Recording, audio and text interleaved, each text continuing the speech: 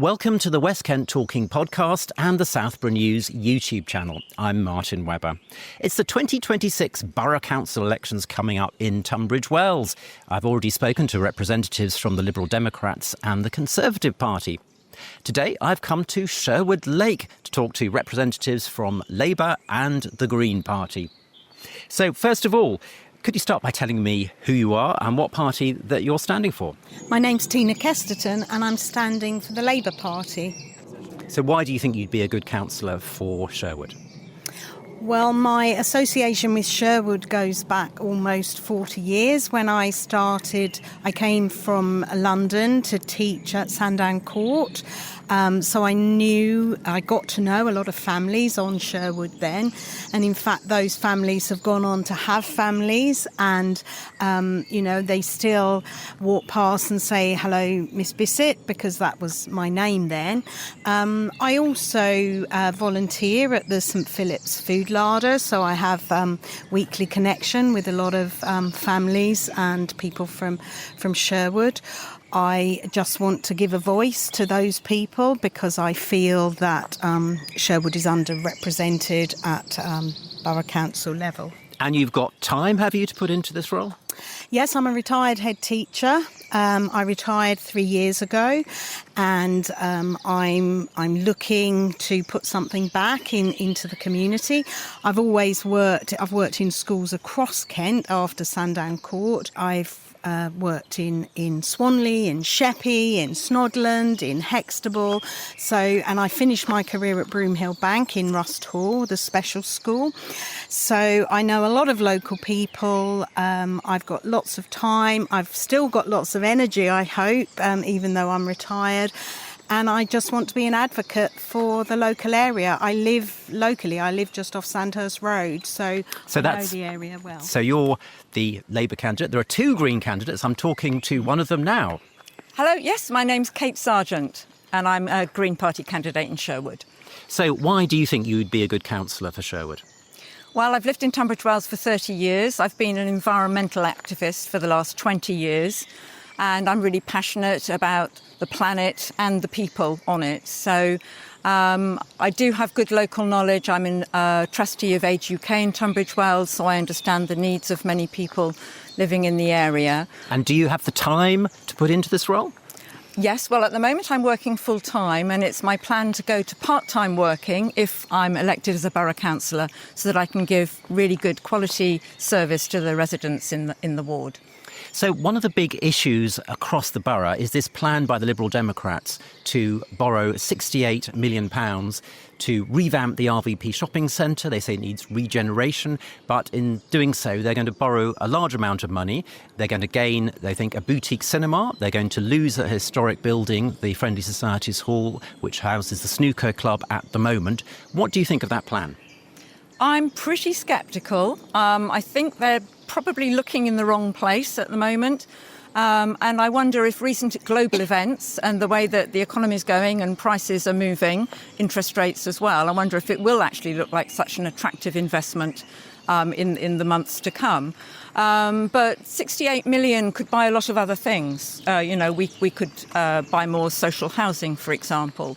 But the Lib Dems say that thousands of people in Tunbridge Wells want to go to a cinema in the town centre, young people particularly.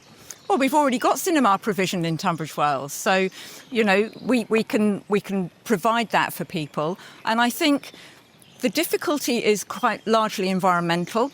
Why take down a fairly recently built building with embodied carbon, all the carbon cost of putting it there in the first place? Why not repurpose what we've got? Make it more accessible and affordable for independent businesses. And so the civic societies say that the historic building could actually be kept and a cinema built if you wanted a cinema. Well, and that's a possible compromise. But I do think if we look at the snooker club, we can't put buildings before community. And it provides a fantastic community service. And so why take that away just for the sake of a building? So, Tina, you know the snooker club itself quite well, do you? I don't know the snooker club. I know the owner of the snooker club, Graham.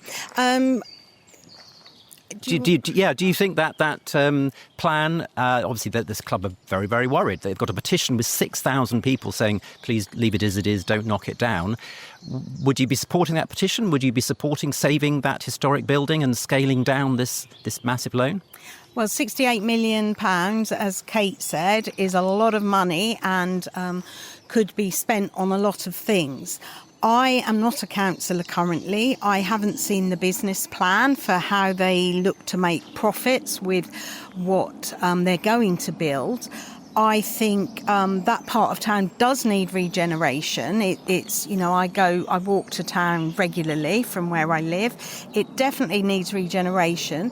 We can't lose activities and social buildings. But they say they might find somewhere else for the snooker club to go. Well, that might be, as Kate previously mentioned, about a compromise between the building and the cinema. That might be a compromise.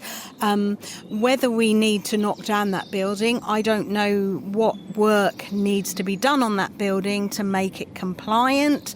I know that it's not DDA compliant at the moment. Could you explain what DDA is? Disability. It's not suitable for people with disabilities. So a lot of work needs to be done. How much would that cost? So I think I'm an evidence-based person. I would want to see the plans, the budgets, and then make an informed decision. What about the historical side of it? The Civic Society say there's good historical reasons for keeping this building. It was part of the town's history, the friendly societies, the self-help groups with lots of trades. And there's lots of history behind that building and its functioning. And yes, it could be adapted at a cost. Would that not be, from a historical point of view, a good plan to keep the whole building, not just the frontage? I mean, history is important, particularly in a town like Tunbridge Wells. You know, we have the Pantiles that is not being funded properly to keep it going. So I think we've got to weigh up the costs and the benefits and then make a decision. The council, I would hope, have already looked at that. But as a councillor, I will certainly be poring over the detail of those plans and then making an informed decision. Okay, obviously things going on in the town centre, a fair distance away from Sherwood, where we're standing in this wonderful woods next to the lake. What are the issues in Sherwood that have been coming up on the doorstep as you've been trying to canvass votes? Housing, obviously rent, affordable housing for people. Young people need to see a future here. They need to know that, they can get a job and they can find somewhere to live, and we don't gentrify places so much that houses become unaffordable. So obviously you're representing Labour. Labour have a plan nationally for housing to build lots more houses. But the criticism is that the houses that are going up are the ones that developers can make a profit on, which are on green fields, and they're very highly priced. Well, also developers, if you look at Tunbridge Wells at the moment, there's a lot of luxury flats being built. I don't know who, obviously the council approved those flats right in the middle of town, but how much more would it have taken to build some starter homes there? I don't know. Again, these are things that need to be done, but I don't know who on the council is advocating for that. Kate, so what do you think about this issue of affordable housing? It's clearly a problem, but what's the solution? Yes, it's a huge problem and an opportunity. So if I look to Maidstone, where they have a majority Green council and a Green leader, they're investing 200 million in affordable social housing, and that will be paid back in rent. How are they doing that? Are they buying up land? They're borrowing the money, yes, and yes. So that's 200 million? Yes. But they think they'll get a return in terms of rent? Well, it's a very low-risk investment because the rent will be perpetual, so yes. And, that's how they're spending their money that they're able to raise. And I think that's the right thing to do. It's definitely a huge need. Families are getting separated. Children are having to leave Tunbridge Wells or stay living with their parents for years and years and years because they can't afford, a place of their own to build their own life. So you would rather, if they were spending 70 million, it was into providing affordable houses for people? That's definitely an option. And also talking to many residents in Sherwood, a lot of people feel really quite kind of cut off from the town. They don't go into the town that much. They don't see themselves as part of the town. And they definitely see a lot more investment going into the town than ever comes anywhere near Sherwood. And so, I'd definitely be a voice to say, we need money in Sherwood and we need development in Sherwood. I really believe in positive steps. I don't believe that one size fits all in Tunbridge Wells, and I think there's been too much of that, whereas we can't spend money on Sherwood unless we spend it everywhere else. I disagree with that. I think if you walk around Sherwood, there is a lot of work to do. There's a lot of underinvestment. It's not the place that people come to look at. So there's no red pavements in Sherwood, for instance. I just think that we need to be doing some positive work in Sherwood. And if that means spending a little bit more here, that's what I'm going to be an advocate for, because it is not equal in Tunbridge Wells. So do you think the spending should be more related to the degree of poverty in a particular ward? Absolutely. I believe the spending should be according to need. And I know that, if you look at the indices for deprivation, then Sherwood features highly on that. And we need to do something about that. And we need to stand up for the people and give them a voice. Kate, the Green Party don't have any seats on the Borough Council in Tunbridge Wells at the moment. They, however, targeted Sherwood, partly because Labour have seats. Two seats at the moment before the election. So do you think you're hoping to benefit from people disillusioned with Labour switching to the Greens? Well, yes, you're right. We are targeting Sherwood. And the actual reason that we're targeting Sherwood is because we've got strong Green support already, which we've identified. And it's more to do with the Lib Dem weakness in Sherwood. So the last election 2 years ago, we were third place behind Labour and Conservatives, and Lib Dems were behind us in fourth. So we actually see it as the one borough, the one ward in the whole of Tunbridge Wells that we can break through, where, Lib Dems are so dominant everywhere else. So how does that work as someone who's not been involved in canvassing? I mean, do you have hundreds of people on the ground? Oh, well, we certainly got dozens, and it's really interesting. I've learned a great deal. So what are you hearing from people? Well, very diverse, as you'd expect. I mean, Sherwood is a very diverse ward. And so some people are quite happy with their life at the moment, and other people are seeing areas where there could be a lot of improvement, as we were just talking about housing, but also the roads, the environment, litter is what a big about problem. Buses? Because in some parts of Tunbridge Wells it's very difficult to get buses into the town centre, particularly in the evening.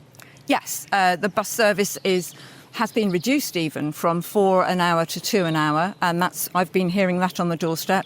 Also, some of the routes, people up on Knights Park tell me if their children could get a bus to their secondary school, then they would take it, and we'd have less cars on the road. That would be fantastic. But we need to actually plan for that kind of thing. So one thing going potentially against the Green Party is that the leader of the Green Party is quite a controversial figure. He's made various statements about drugs and about other issues that might... Have you had that on the doorstep at all? People being put off by your leader? I might have heard that once or twice.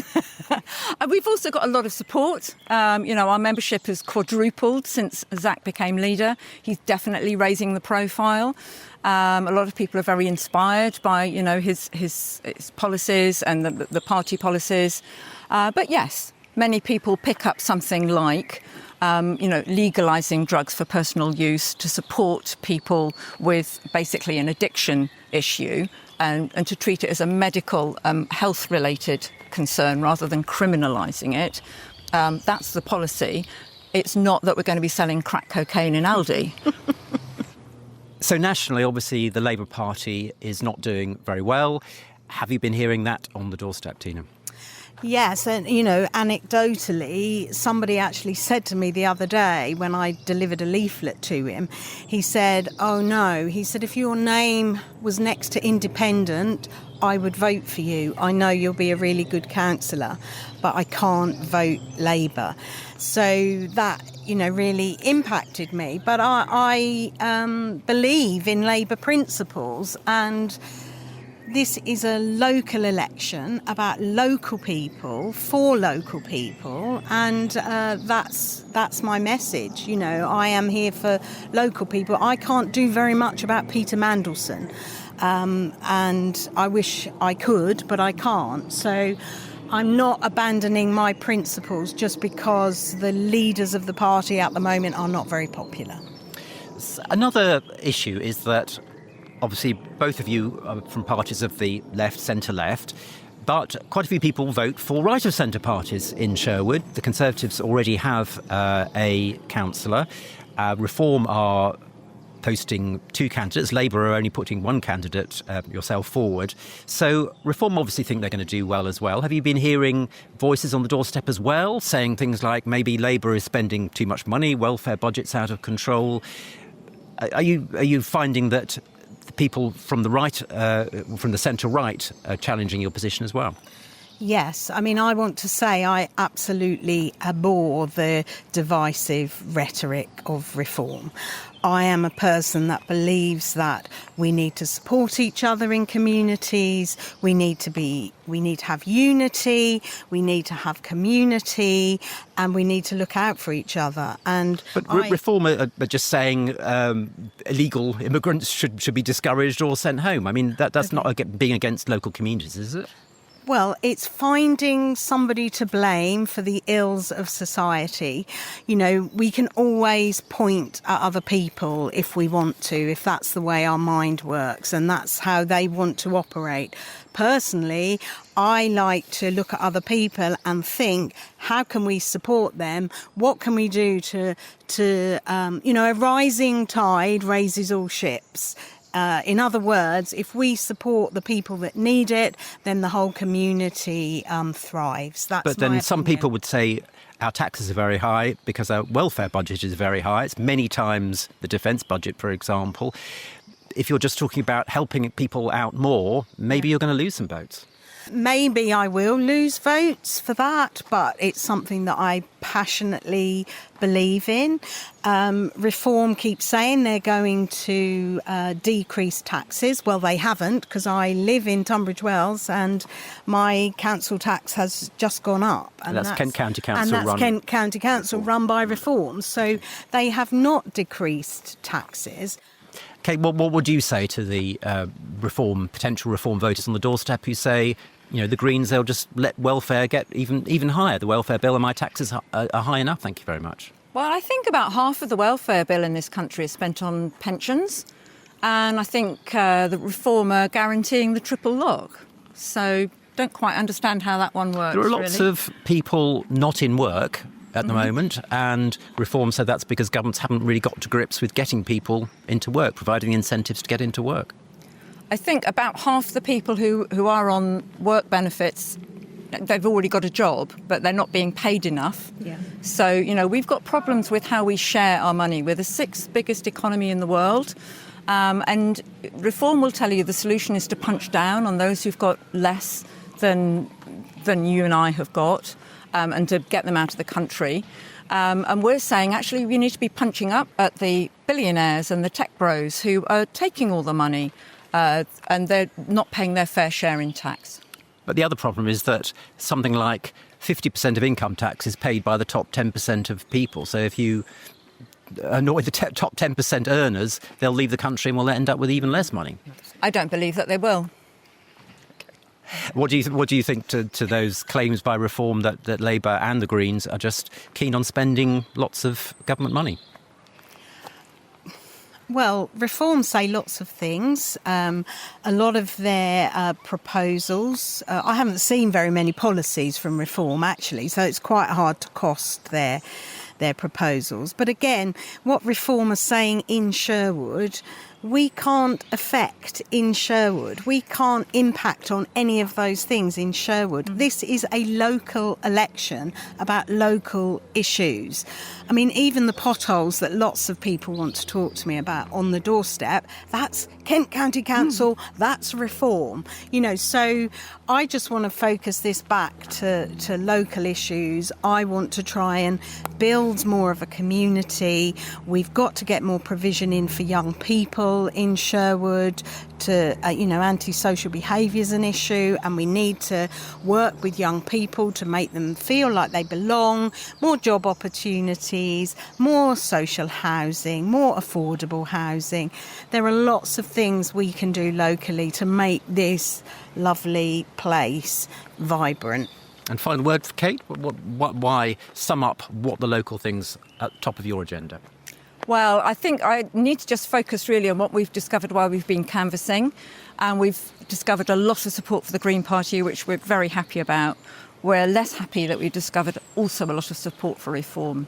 So it really does look as though it could be between Green and Reform. We've been beating Reform a couple of weeks ago in Margate and in Manchester, in Gorton and Denton. So Green is the best choice to beat Reform in a ward like Sherwood. Obviously, I don't agree with that.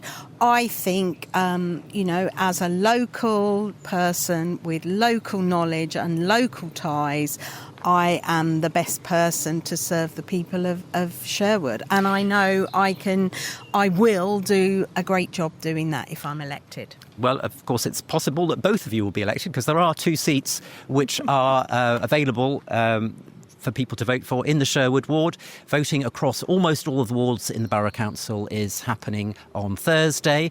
I will be talking to the Reform candidate in the next few days, so do watch out for more from the Southborough News YouTube site and the West Kent Talking podcast. From me, Martin Webber, goodbye.